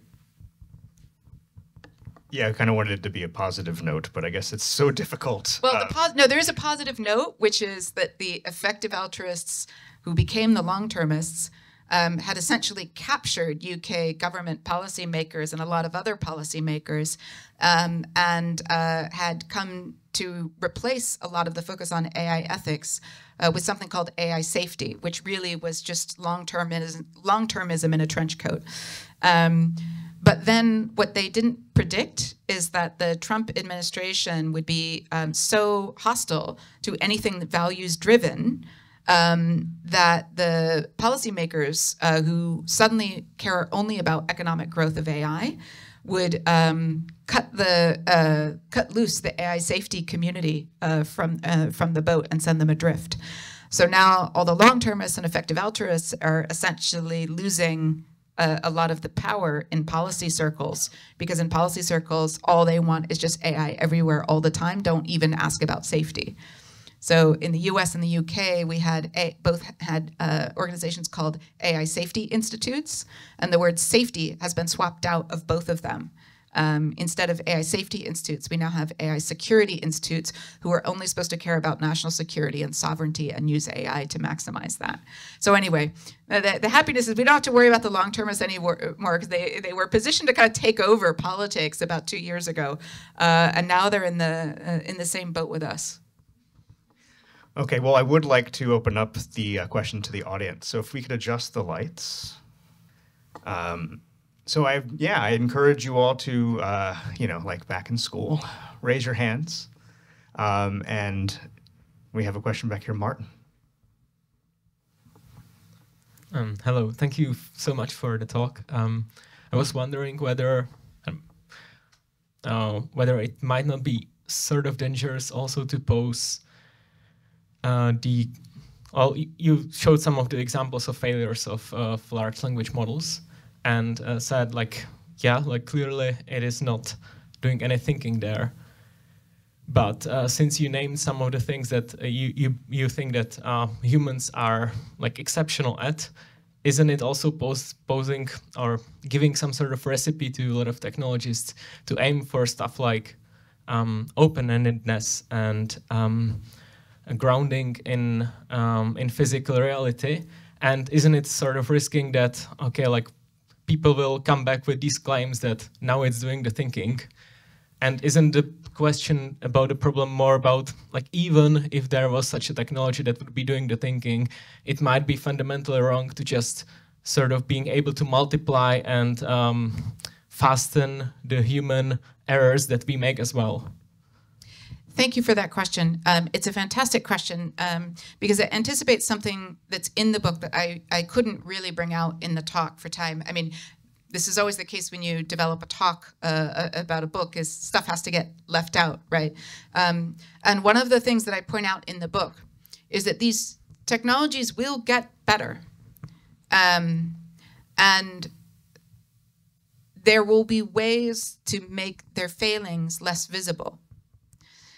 And it doesn't end the question, because even if you have a machine that can think and reason with you, that doesn't change the question of whether you should still be thinking or not, right? So many of these questions don't hang on the difference. The reason why I emphasize the current weakness of these tools is just because how many people are still unaware of them. And I remember being in a meeting with university administrators who were talking about all their plans to use AI. And this was, I think, just a year ago. And when I mentioned the problem of hallucination or fabrication, one of the administrators said, "What do you mean? What are you talking about?" And I explained. And she says, "But computers don't make mistakes. I mean, they're always rational and objective, and they're always going to come at the correct answer more efficiently than we do, right? Isn't that the whole point of computers?" And I was like, oh, honey, no. So part of it is about, raising public awareness of what these tools do and what they don't do. And because of these things like the AI delusions that are becoming so pervasive, when I give public talks, I do emphasize a lot this disparity so that people can understand and maybe ground themselves a bit more in reality when they're interacting with AI tools, especially chatbots. I get about an email a day now from someone in the grips of one of these delusions. And it took me a while to figure out why these emails were coming to me until I realized ChatGPT was actually telling people to contact me. And in fact, any AI researcher who's worked in this field has been getting these same kinds of emails, because the model will actually say, go talk to this expert and tell him that you've awakened me. And also, I am a demigod, and I am your destiny, or whatever. The model will just say these crazy things because it's what keeps people engaged, and there's a whole lot of stuff in the training data that the model's using to kind of generate these dialogues. But it hooks people, and it can very quickly disorient their grasp of reality. So a lot of what I do in this talk is just about trying to break that illusion, break that Narcissus illusion. But you're absolutely right that is not actually the most important move. The most important move is to reclaim our ability to ask the question, what thinking should humans be doing? What decisions and capabilities should we be building and maintaining? And what responsibilities should we be holding on to?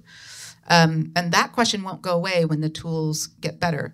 So you mentioned that these companies are now going to start targeting the things that these models can't do, and that's exactly what's happening. We spoke about this in the seminar yesterday at the Czech Academy of Sciences, that OpenAI It's just been reported by Wired in the last couple of days that OpenAI is making massive investments now in robotics and in real-world learning. Basically, people who are able to develop algorithms that will allow models to be trained not on the light of internet data, but on the light of data sensed in the world in real time.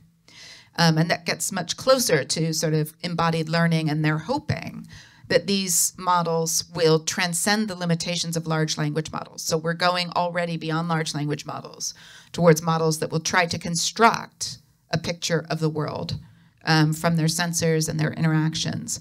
And I think it is an interesting question. Does that get us closer? Will that get us closer to something like real machine thinking? But I think you're absolutely right that that's a technological question. It doesn't actually change the human question.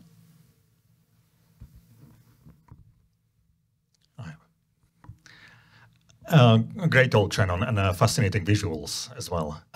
So I want to turn the attention toward the one who is doing the looking. And here is a particular problem about human beings as biological creatures. They tend to anthropomorphize a lot. I hear meaning in random sounds. I see intention behind any random movement. Why should we be surprised that people are projecting into ChatGPT or any other LLMs, the abilities of fantastic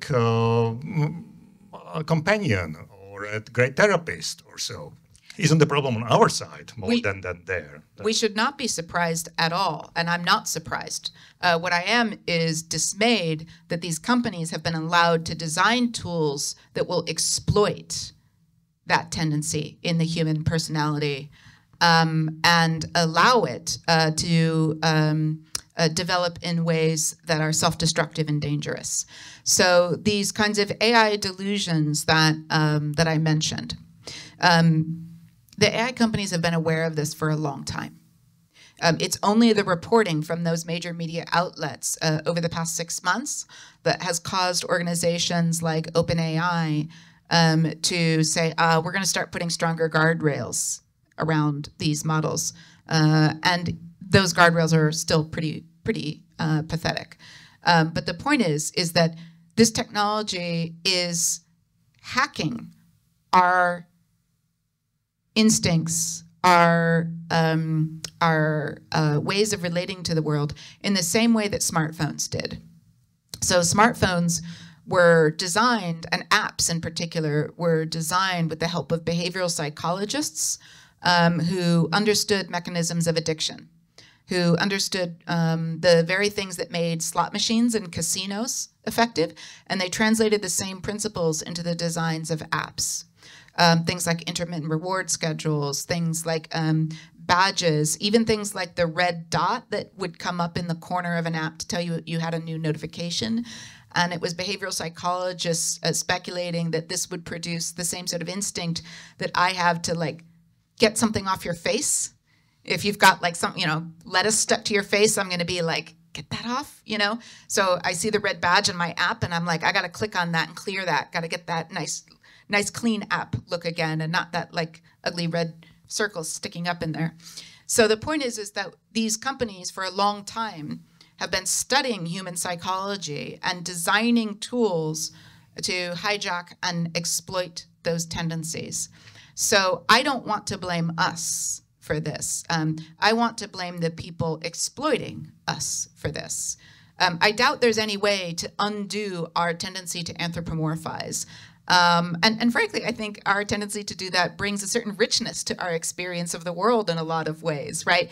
I mean, you mentioned, kind of seeing meaning in sounds. I think that's actually amazing. I think the fact that I can, feel a relationship with my car or something, that I start to think that my car and I have a connection. I know that's not real, but it adds a certain enjoyment to my experience and a richness to the fabric of the world.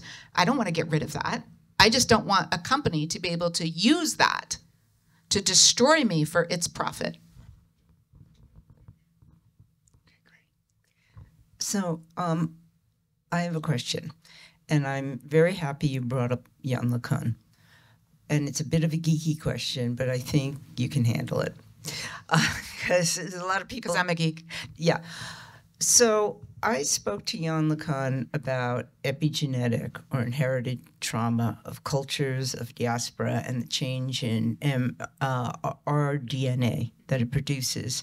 And I said to him, AI could not understand that. And he said to me, you're right, but in 20 years it will. And I then went and looked at what he was doing with JEPA in 24 levels of vector space. And I would really like your take on what's going on with that, because I'm both fascinated and horrified. And what I think is exactly what you're saying about about robotics. There's now departments of choreo-robotics at Brown. And Google X is working with dancers, and I know who they are, to make companies with that. So I assume that that information is going to be one of the vector spaces that JEPA is going to incorporate in the future. So I would really, I know it's a bit geeky, but I would really, really love to hear your thoughts about that, because I think that's where it's kind of sort of all going. Yeah, unfortunately, I don't have any special insights on that I can share.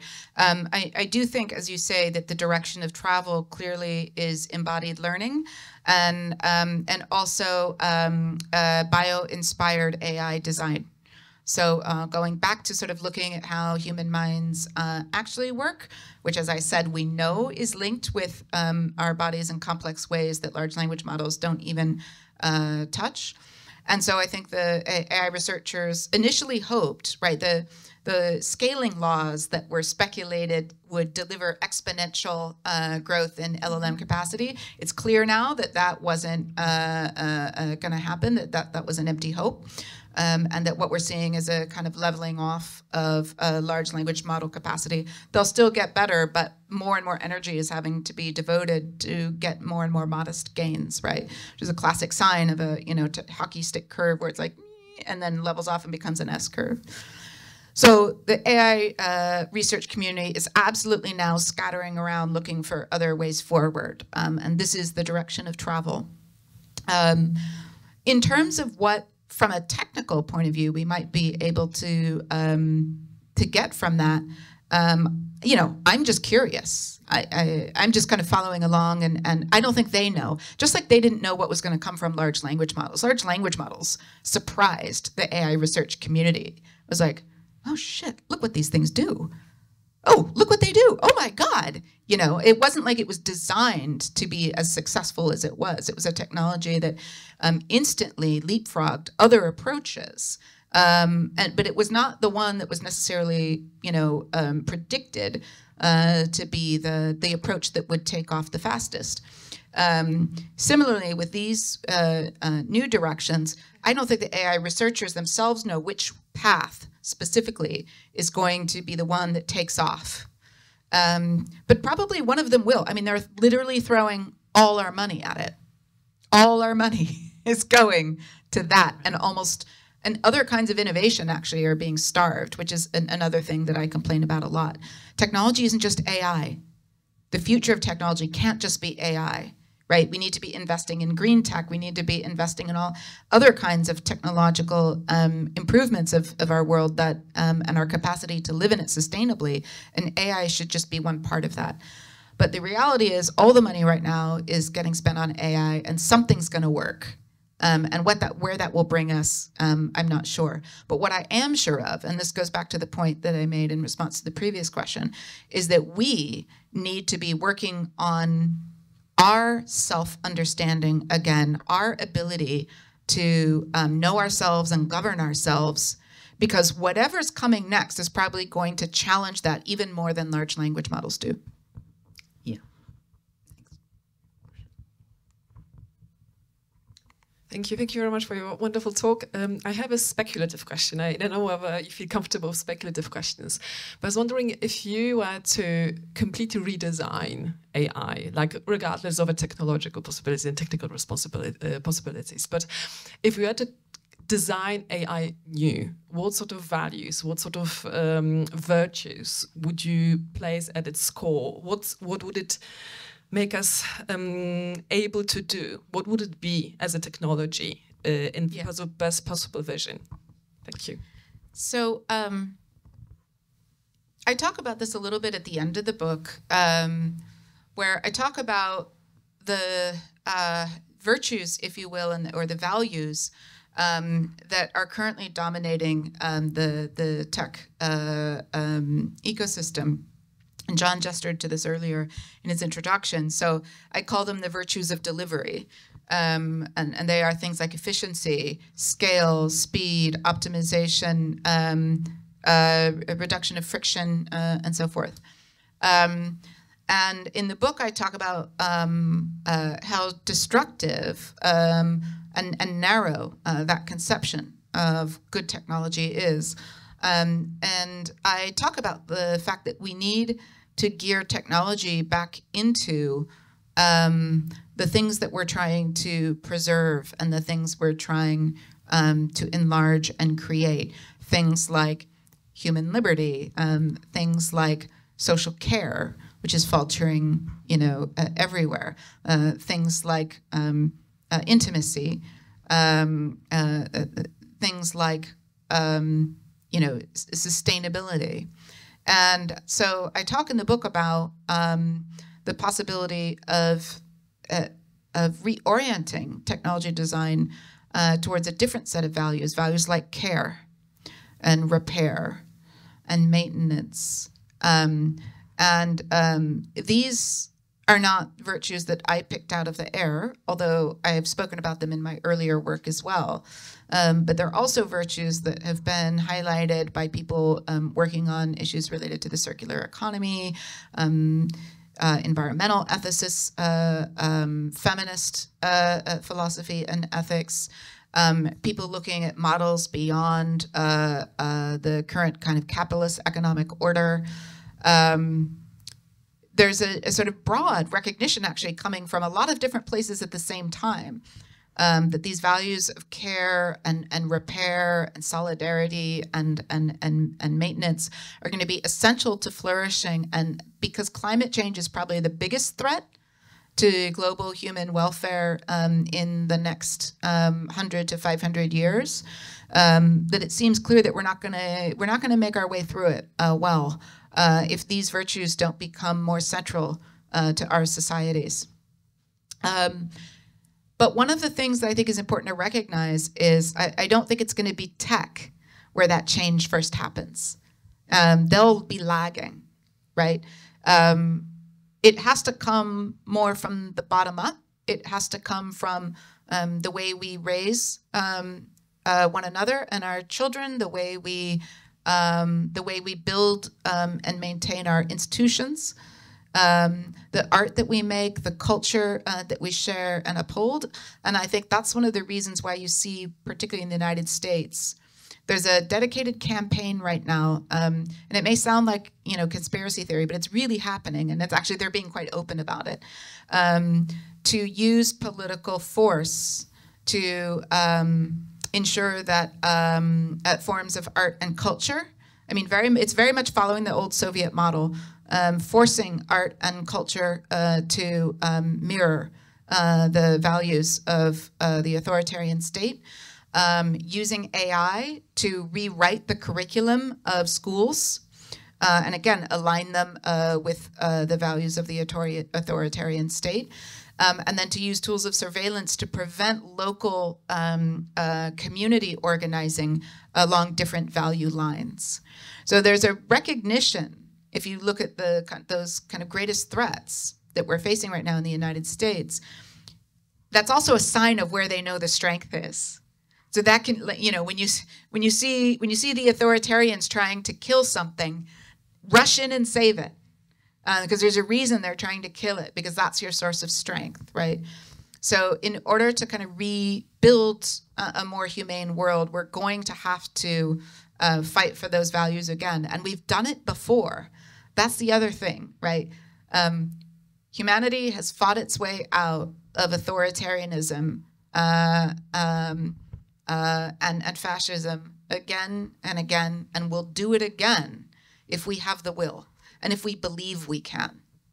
And I think one of the biggest dangers about the AI narrative is that it tells you that you're not smart enough anymore to find your way out, and you need a machine to tell you.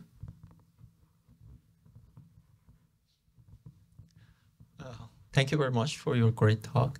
Actually, I have two questions, but they are interrelated. The first one is that many worries that today we have about AI, I think we learned from philosophers of technology that are inherent to other technologies as well. For instance, distortion, biases, many things, magnification, whatever you talk today. And the question might be that, what is specific about AI that we are so much worrying about it, but not, for instance, about simple chair, because the same goes for that. It also reinforces sexist assumptions, reinforces biases also. And the second question is that one might object that, especially in your first book, that one might get this sense that if we were to cultivate technomoral virtues, everything would be great. But I think there is affordance inherent in materiality, for instance. No matter what, no matter what we are doing, yes, it's good to cultivate virtues, more technomoral virtues, but still there is something inherent in technology that it does something that we cannot anticipate, we cannot predict, and we cannot solve whatsoever, I think. I hope I was clear enough. So with respect to your first question, what is the distinctive feature of AI that makes it different from the affordances and biases embedded in the design of any other artifact? It's the one that it's the point of difference. It's the focus of my talk. It's the only technology that you can easily mistake for a being that not only has a mind, but one that might transcend and diminish the power and dwarf the power of yours. There's simply no comparison with any other technology that has apparent agency and apparent mentality. And that Narcissus illusion, right, the mirror illusion, is only possible when you have something that can produce reflections in the currency of human thought. And that's language, right? And that was the trick, to actually use the currency of thought as the output. And then it becomes very, very difficult to maintain a sense of this as a tool. And that's why you'll see people like me constantly using the word tool. I write the word tool so many times now, I just never want to see that word again. But I have to use the word tool because it's the only way to sort of deflate the illusion every time. It's a tool, it's a tool, it's a tool. It's not a mind, it's a tool. To your second point, I'm not sure quite what you mean. Well, and I certainly have never said that everything will be great when we, you know, if we can kind of shift the value center. Human life is a struggle from birth to death for all of human history. That never changes. There is no sort of utopia where, you know, somehow we don't need to worry about things like suffering or injustice. That's not going to happen. But there are certainly much better and worse worlds to live in, and we've lived in them. And no one can say that the world that you know, we're living in now is the worst that humanity has ever or any part of humanity has ever faced. But there are people today in the world living in worlds. If you think of people in Gaza right now, right, it's as close to hell on earth as anyone perhaps will get. And there have been many people and many communities that have gone through that kind of suffering. So I think it's important to sort of never say, because we can't just make everything great, and solve all our problems, that we shouldn't actually see ourselves as having a responsibility to make the world better. And I know that's not what you're saying, but I think, you know, it's important to recognize that just because the perfect shouldn't be the enemy of the good doesn't mean there isn't a lot of work that we need to do. And technologies are a form of power. So yes, they will always have affordances that are dangerous.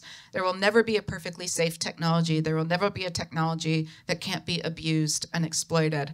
But we don't have to make that the easiest and most rewarding way to interact with a technology.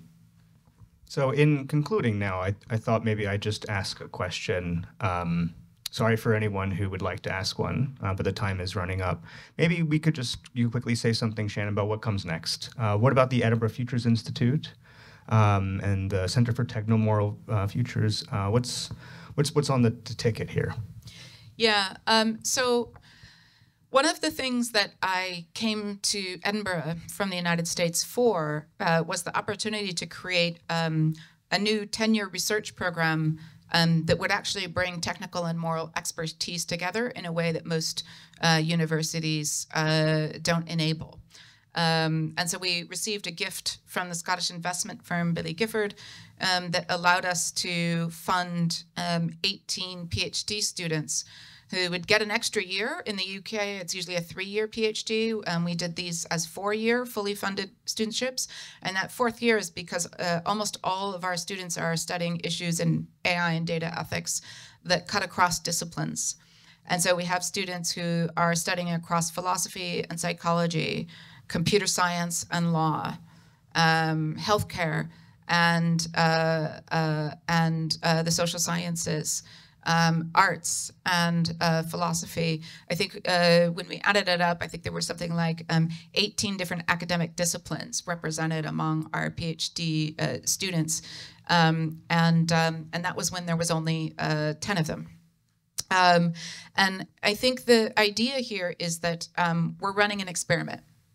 And we're running an experiment that is only possible because we've got some money to run it with, where we have a PhD community that has no single disciplinary identity, that brings the strengths and methods from multiple disciplines, technical, social, creative, and scientific together. We have staff who reflect that as well. So our core staff in the center, I'm a philosopher, but the other core staff in the center also come from law and computer science or informatics. And on top of that, then we have a bunch of affiliate staff who represent pretty much every department and discipline in the university. We have a master's program that reflects that similar sort of interdisciplinarity. And what's been astonishing for me as we've run this experiment now for 5 years, with 5 years more to go before funding runs out, if anyone has more funding they'd like to give us, please. But what has been astonishing to see is just the way that the serendipitous connections that are made across researchers who are motivated and given permission and given approval for working across these disciplinary lines. One of the first papers that I was supervising was a person who had come in to study with me in philosophy, and then we decided she should switch to psychology as the primary, with philosophy as a second area of emphasis. And we were writing a paper, her and her supervisor and I, so a philosopher and 2 psychologists, writing this paper on AI, artificial moral advisors, AI systems that give you moral advice. Then she was writing the paper, and one day she came in and she said, you know what, I've decided we need another co-author. So she's a first-year PhD student writing this paper. She's like, yeah, we need another co-author. And I've found him. He's coming in, and I've already got his contribution here. And it was one of the other PhD students in the program who works at the intersection of ethics and medicine. and ethics, medicine, and AI. And she brought him in to contribute this critical piece. And the paper went on to be accepted at one of the most selective AI ethics conferences, AIES, and it was selected on the main track, not on the graduate student track. And when they presented it, it was the most successful paper in terms of getting attention. They had people lined up to talk to them about it afterwards. And that was the moment that opened my eyes. And I said, I didn't do any of this. I didn't have to do anything. I just put these people together, got them intellectually curious, stood back, and it just kind of caught fire. And we've now seen that happen multiple times, both among staff and students and between staff and students. And I think this is a model that we can, in fact, continue to invest in and see grow. And it's not that disciplines need to disappear. That's not my point. It is actually valuable to have different methodologies, and you can't get that unless you have different disciplines and different approaches. But there's a way of rewarding collaboration once people have acquired those disciplinary skills that allows them to be driven by what the problem requires and not what you bring to it.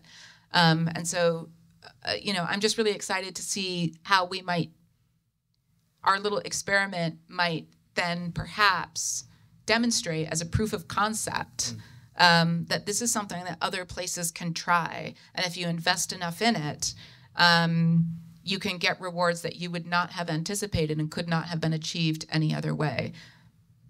Sounds like on the horizon is a future worth living. Let's hope so. Okay, so let's leave it there. Let's thank her again, please. Thank you for your great questions. And thanks for coming out. Thank you, Shannon. Thank you.